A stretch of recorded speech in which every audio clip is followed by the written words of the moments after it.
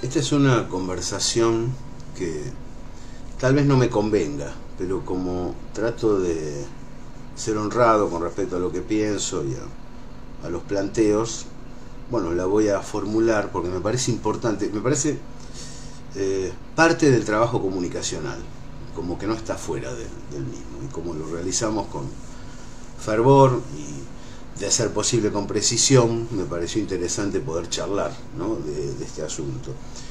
Recuerdo sobre el fin del ciclo Macri, ya pasadas las elecciones, estar tomando un café con varios compañeros y dentro del balance de la oposición que se realizó contra Mauricio Macri y su gobierno, con todo lo que ello implica, señalé que el movimiento obrero había realizado 6 paros generales, algunos de ellos con movilización. Inclusive me tocó conducir una de esas movilizaciones, ¿no? 350.000, 400.000 personas en Plaza Congreso, lo cual me impactó mucho, lógicamente. Y uno de los compañeros, que es un compañero inteligente, que es un compañero afín, señaló: no tengo registro de eso. Mi idea es que el movimiento obrero colaboró con el macrismo, se asimiló. Digo, no solamente hizo 6 paros, algunos de ellos con movilización, sino que además generó en el 2018 la unidad, que después originó la unidad posterior a nivel político, despertó, despabiló a los políticos que estaban bastante más cercanos a no hacer nada, mientras que los trabajadores estaban agitando intensamente contra la derogación de las leyes laborales, contra la derogación de las leyes jubilatorias y por el deterioro productivo y por lo tanto en el nivel de empleo y de salario que se registró en ese periodo.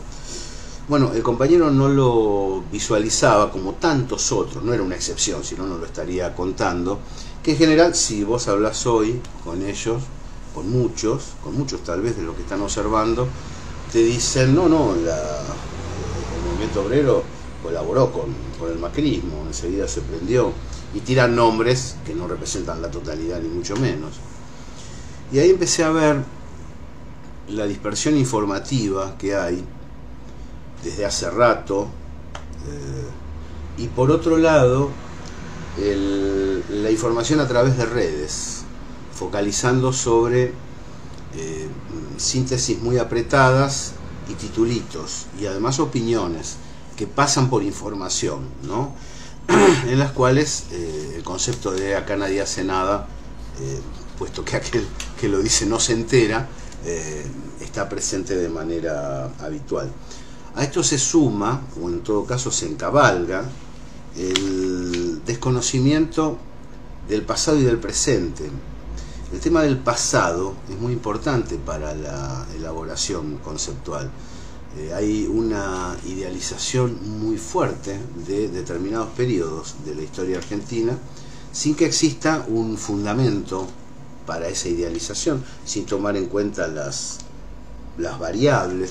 Entonces, la ausencia de uniformidad, no uniformidad sin opinión, sin debate, sino de poder focalizar los temas importantes del presente, se relaciona también con una mirada histórica en la cual se pone todo lo bueno sobre determinadas circunstancias y se compara con el presente, señalando: esto es un verdadero desastre. Frente a esta situación, lo que van pasando es que se opina en general, sobrevolando la actualidad, sin tener un conocimiento claro de lo que se reivindica y de lo que está pasando. Esto es fuerte, les digo, porque como manejamos buena información, bastante, es importante valorar, comprender lo que significa no evaluar dentro del análisis, por ejemplo, la política energética en la República Argentina, los acuerdos con China y la puesta en marcha de la cuarta central nuclear y del CAREM, del intento de empezar a desarrollar una política empresarial relacionada con la construcción de naves, el desarrollo de los astilleros, dejar de lado la perspectiva planteada por Jorge Ferraresi sobre los planes de vivienda. Y ahí es donde aparece una cosa, es señalar faltan viviendas y los planes estos son incompletos, y otra es desconocerlos por completo y creer que no existen. Es distinto el panorama. Y ahí hay una dificultad que involucra a la conclusión que se saca. En este momento, todos estos compañeros que desconocen, por ejemplo, la política exterior argentina, solamente toman una reunión al azar y dicen vendepatrias y traidores, lo que ignoran es que la política exterior argentina se ha conducido desde la década ganada hasta los últimos 2 años y medio de modo muy digno y muy relacionado con los intereses nacionales y con la perspectiva tercerista que caracterizó a la República Argentina. Es extraño que no se tome en cuenta eso a la hora del análisis. ¿Y qué sucede? Como no se lo inserta en el estudio del presente, claro, las conclusiones son abstractas y negativas al mismo tiempo. Como la comparación también es abstracta con el pasado, y se dice que se hicieron cosas que no se hicieron, y que se hicieron de un modo que en realidad no sucedieron, y se narra idealizadamente lo que se pretende comparar con la actualidad, hay un cuadro de situación negativo en medio de un proceso muy interesante como el que está viviendo la Argentina, donde la ausencia de elementos de diagnóstico que estamos mencionando, podríamos mencionar bastantes más, solamente nos restringimos a esto para brindar un ejemplo, lo que hace es impedir analizar adecuadamente los problemas del presente y ejercer la crítica necesaria, porque efectivamente hay elementos muy críticos para realizar sobre el gobierno nacional, pero no son los que están en el tapete. Y al no involucrarse dentro del estudio del presente lo que en realidad está sucediendo, es muy difícil sacar conclusiones, inclusive críticas, porque las críticas que se están desplegando son de carácter abstracto. Y alguien dirá, no, pero los precios aumentan. Ese es uno de los temas que sería necesario abordar en profundidad, pero también en unidad. Uno puede pensar cuál es el dilema argentino hoy. Básicamente el nivel de ingreso promedio de la población y concatenadamente los precios, ¿no? Bueno, podría ser interesante que el movimiento nacional unido, incluido el movimiento obrero y el movimiento social, den batalla conjunta y no despatarradamente sobre el tema precios. Pero más grave que eso es todavía considerar que la economía argentina está en deterioro, que es lo que dicen tantos compañeros. La economía argentina creció un 10% y en este momento que estamos charlando está creciendo un 7% industrial de ese segmento en el presente. Y eso no se toma de base como análisis. Cuando se compara con el ayer, y atenti con esto porque habla también de la necesaria honradez de las personas que están discutiendo, muchos que hoy son crudamente antialbertistas y dicen reivindicar el kirchnerismo, se opusieron a Néstor Kirchner, a quien acusaron de no peronista por instalar la transversalidad y deteriorar lo que sería el eje matriz del movimiento nacional, el peronismo. Creo que en ese sentido hay que ser muy sincero. El peronismo siempre tuvo espacios sectarios que condenaron todos sus procesos, porque nunca les vino bien el peronismo realmente existente en el presente. Años después hacen una lectura y lo reivindican y lo comparan con el presente y dicen ya no hay peronistas. Básicamente ese es el esquema.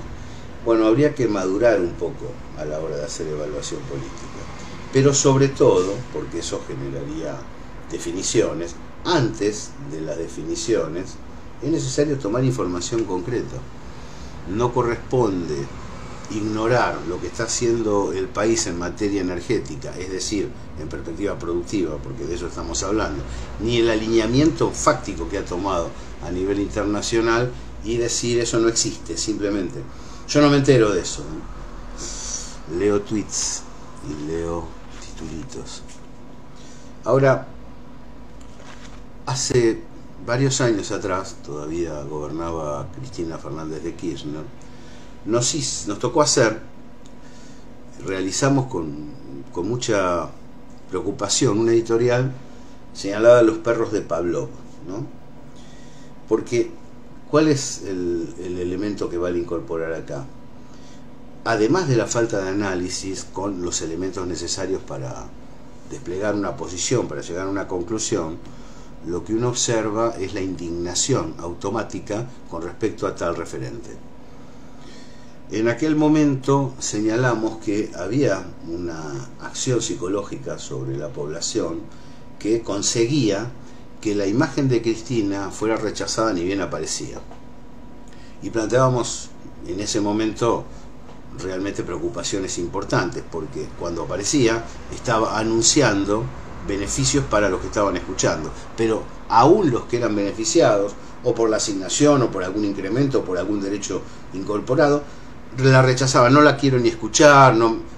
Esa actitud que, bueno, creo que todos reconocemos de algunos vecinos, de algunos amigos, de algunos familiares o compañeros. Entonces dijimos, acá hay un reflejo perro de Pavlov. No tiene nada que ver con lo programático, con lo analítico, con que no me gusta esta medida porque prefiero la otra. No es eso. Hay una reacción inmediata. Se está logrando con Alberto esa situación. Y esto perjudica a un gobierno que fue instalado por el voto popular. Y esto perjudica a un gobierno que está logrando algunas de las cosas que se le propuso que llevara adelante durante las elecciones, y los compañeros no se enteran, ni que se las propusieron ni que las están concretando. Y eso es problemático. Tenemos un desafío que es, de aquí en más, resolver los problemas realmente existentes.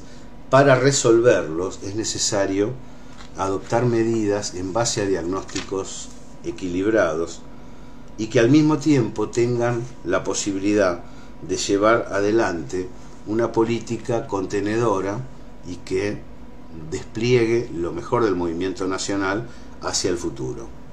Si no se hace, porque hay una negativa integral y hay un rechazo profundo y absoluto a priorístico, lo que se va a conseguir es que la división sea ineludible, y es que los sectores efectivamente antinacionales, liberal conservadores, logren hegemonizar nuevamente como opción la vida política nacional y controlen otra vez el Estado, logrando otra recesión de la que se está saliendo claramente, y logrando otro endeudamiento, que es el objetivo más profundo para poder fugar y enriquecerse particularmente. En este periodo nos ha tocado vivir la recesión macrista.